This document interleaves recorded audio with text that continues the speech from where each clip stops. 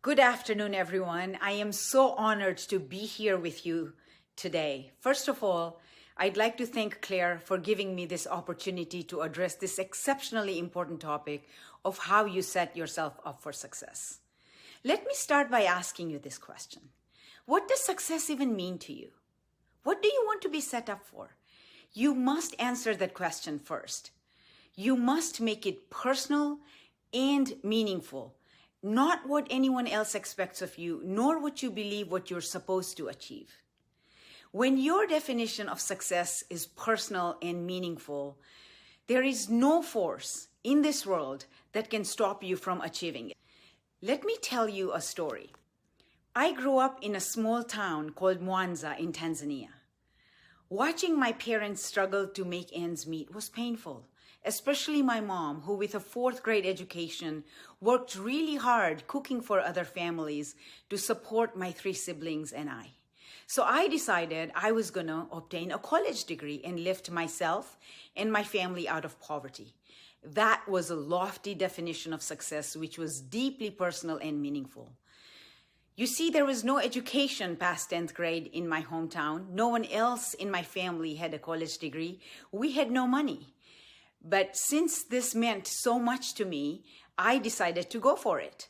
My first degree in mathematics from India could not get us out of poverty. So I came to the United States to obtain a degree in computer science. My starting salary of $27,000 was more money than my parents could make in 10 years. I had achieved my definition of success. I was so excited to start my career.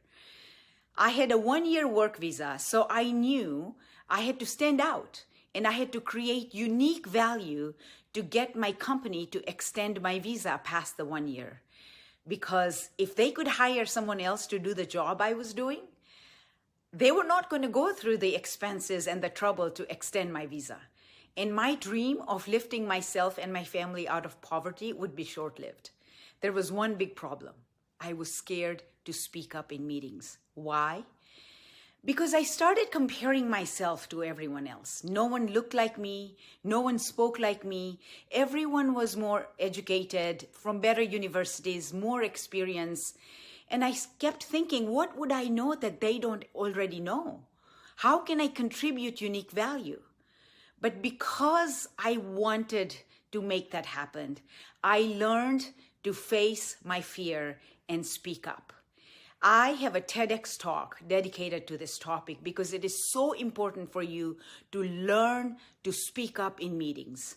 I contributed so much unique value that I became essential to my company and they extended my visa.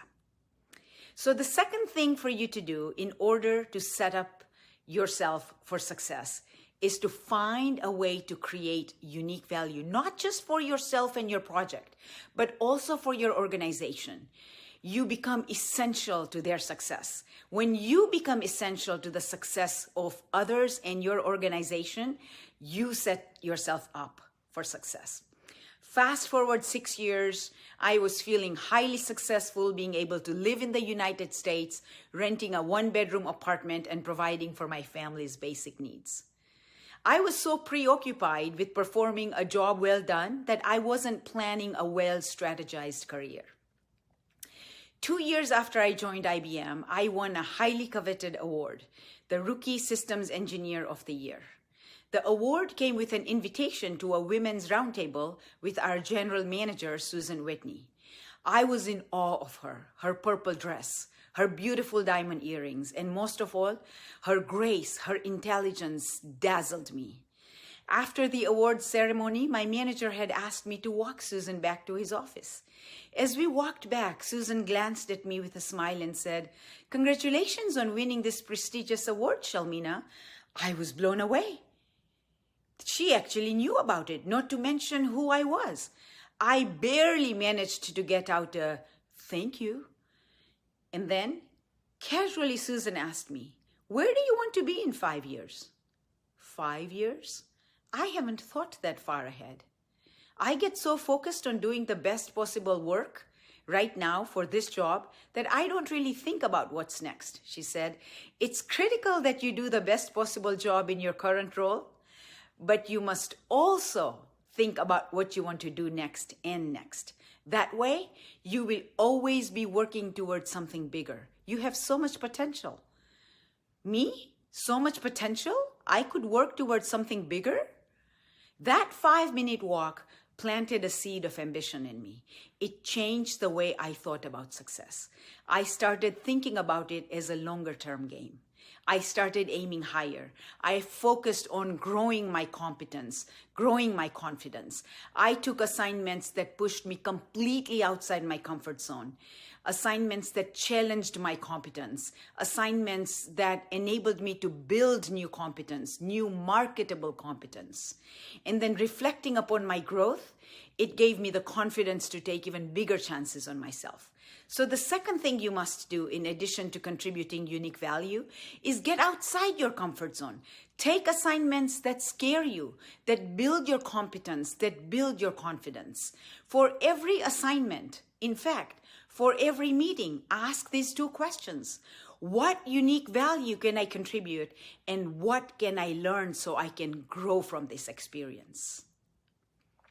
5 years later, I was promoted to a first-line sales manager. Now I was on the other side of the table. I was the one giving salary increases, stock options, promotions. In this role, I learned the importance of 2 things: your personal brand and your relationships. Your personal brand is what people say about you when you are not in the room. Someone speaking up for you, combined with no one speaking against you, is critical for your success. Most discussions about your career, from getting hired to pay increases, to landing a plum assignment, to earning a promotion, to getting your salary increases, to getting stock options, everything takes place when you are not in the room. Your brand is formed by the impressions you leave behind in every interaction. So pay attention about how you show up. What kind of impressions are you leaving behind? Is that how you want to be known? Secondly, build relationships. Build relationships with your boss, your peers, your mentors, and most importantly, your sponsors. Your sponsors are people in positions of power who can advocate for you in that room. They are the decision makers and the influencers who will put their credibility on the line for you. And the higher up you rise in your career, your differentiator becomes how are you known and who knows you. So build a stellar personal brand and build meaningful relationships.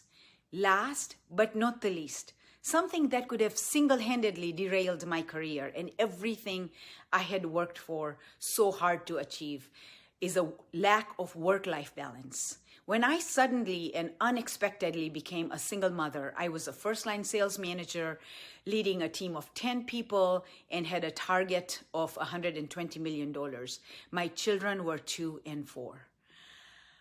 I was broken. I was devastated. I showed up to work preoccupied, overwhelmed, exhausted. I was neither being productive at work, nor was I doing a good job as a mother. I was failing everywhere. Saying that I was miserable is an understatement. Those were the darkest days of my life, but they were the most transformative days.